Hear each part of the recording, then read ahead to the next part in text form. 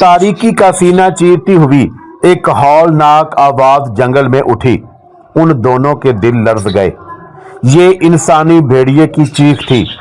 शायद उसने उनकी बू पा ली थी। चंद सानिये बाद उन्होंने एक हरकत करता हुआ जिस्म कोई 50 फुट के फासले पर देखा। ये एक जसीम और कवि भेड़िया था जो घास में दुबका हुआ आहिस्ता आहिस्ता उनकी तरफ बढ़ रहा था। चांद की मध्यम रोशनी में उसका चेहरा उन्हें साफ दिखाई दे रहा था। ये एक नौजवान लड़के का चेहरा था। ल्यूक, मेरे बेटे, कार्टर के मुंह से बेइख्तियार ये अल्फाज निकल गए। इंसानी भेड़िए ने एक और दिलदोज चीख मारी, गुर्राता हुआ घास में से निकला और सीधा कार्टर की तरफ आया। अस्सलामु अलैकुम दोस्तों, पेशे खिदमत है आज की हॉरर स्टोरी इंसानी भेड़िया लास्ट एपिसोड। क्या बात है जेफरसन, बहुत खुश नजर आते हो। उसने अजीब अंदाज से जेफरसन को देखा। ये हंसी बिल्कुल बेमौका और बेमहल थी। मैं सोच रहा था कि कहीं तुम खुद ही इंसानी भेड़िए तो नहीं हो।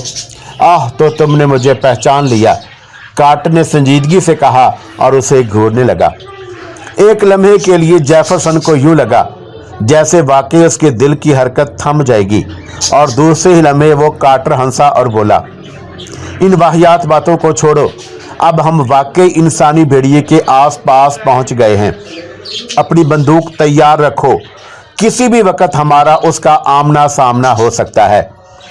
अब वो दरख्तों के उस झुंड की तरफ फूंक फूंक कर कदम रखते हुए बढ़ रहे थे जहां जेफरसन ने इंसानी भेड़िए को पहल देखा था। फासला था कि खत्म होने में ही ना आता था। यूं भी वो आहट पैदा किए बगैर चल रहे थे। ठीक आधी रात का अमल, जब उन्होंने दूर से सनोबर के उस टुंड मुंड दरख्त को देखा जो एक खौफनाक द्यो की मानद गर्दन उठाए और बाजू फैलाए उस झुंड के वसत में खड़ा था। चांद उनके सरों पर आ गया था और हैरत से उस अजीब महम का नजारा कर रहा था। जंगल की हैवानी जिंदगी आहिस्ता आहिस्ता अपनी बेदारी और खबरदारी का एहसास उन्हें दिला रही थी। कभी शाखों में छुपे हुए परिंदे दबी जुबान में सरगोशियां करते, कभी कोई चमगादड़ फड़फड़ाती हुई झुंड में से निकलती और फिजा में एक लंबा चक्कर काटकर दोबारा उसी झुंड में गायब हो जाती। दफतन एक उल्लू अपनी भयानक आवाज में चीखा, हु, और फिर वो फिजा में उड़ा और ना जाने किस तरफ चला गया। वो बहुत एहतियात से उस झुंड में दाखिल हुए। यहाँ किसी कदर तारीकी थी। पहल उन्हें कुछ दिखाई ना दिया। वो दम सादे पास खड़े रहे। उन्होंने अपनी अपनी बंदूकें कंधों से उतारकर हाथों में संभाल ली थी। उनकी उंगलियां लिबलिबी पर थीं और निगाहें अपने दुश्मन को तलाश करने में। एक हल्की सी आहट घास में से आती हुई सुनाई दी। वो चौकन्ने हो गए और एक दूसरे की पुष्ट से पुष्ट मिलाकर खड़े हो गए। उनके दिल बुरी तरह धड़क रहे थे। इंतजार के ये लम्हात गोया सदियों पर मोहित थे। फिर तारीकी का सीना चीरती हुई एक हौलनाक आवाज जंगल में उठी। उन दोनों के दिल लर्ज गए।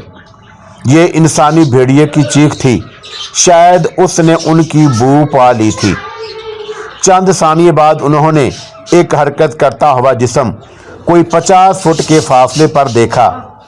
ये एक जसीम और कवि भेड़िया था जो घास में दुबका हुआ आहिस्ता आहिस्ता उनकी तरफ बढ़ रहा था। चांद की मध्यम रोशनी में उसका चेहरा उन्हें साफ दिखाई दे रहा था। ये एक नौजवान लड़के का चेहरा था। ल्यूक, मेरे बेटे, कार्टर के मुंह से बेइख्तियार ये अल्फाज निकल गए।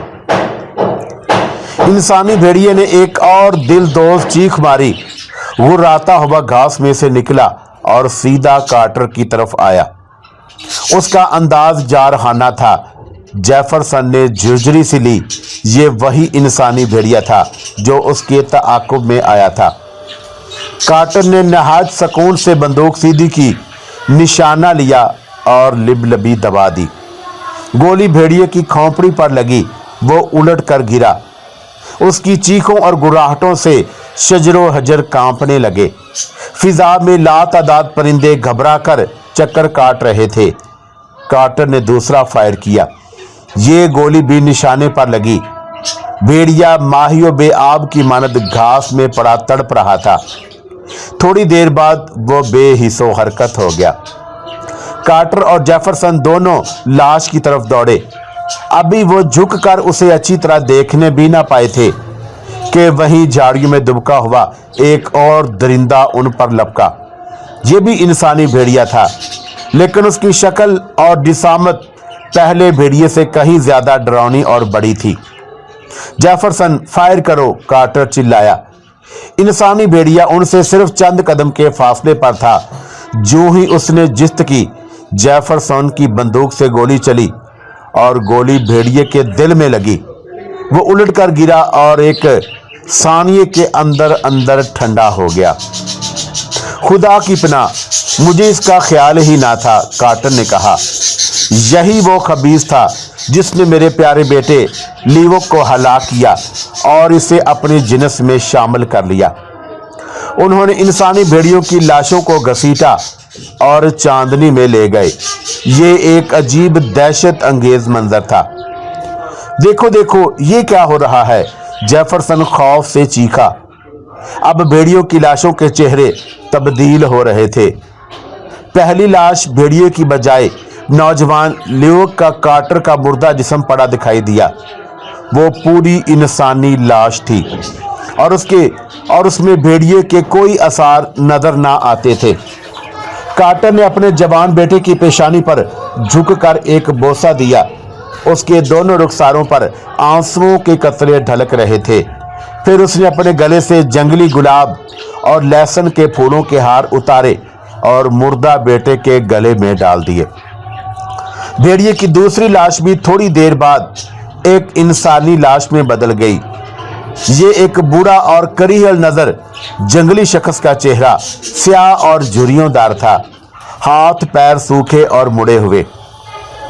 कार्टर ने कहा कि शायद ये वही जादूगर है जिसने मरते वक्त एडम कार्टर को ये बद्दुआ दी थी। अभी वो इस लाश पर नफरत की निगाहें डाल ही रहे थे कि वो स्याह राख के एक ढेर में तब्दील हो गई। मार्क कार्टर घुटनों के बल झुका और देर तक अपने बेटे के लिए मगफरत की दुआएं मांगता रहा। जेफरसन की गर्दन भी अदब से झुकी हुई थी। फिर उन्होंने लियो की लाश उठाई और जंगल से चले। जब वो दरिया के किनारे पहुंचे और कश्ती पर सवार हुए, सुबह सादक का उजाला मशरिक़ की उफ़्क़ से एक नया दिल तुलू होने की खुशखबरी सुना रहा था। अल्लाह हाफ़िज़ मेरे दोस्तों, अल्लाह हाफ़िज़।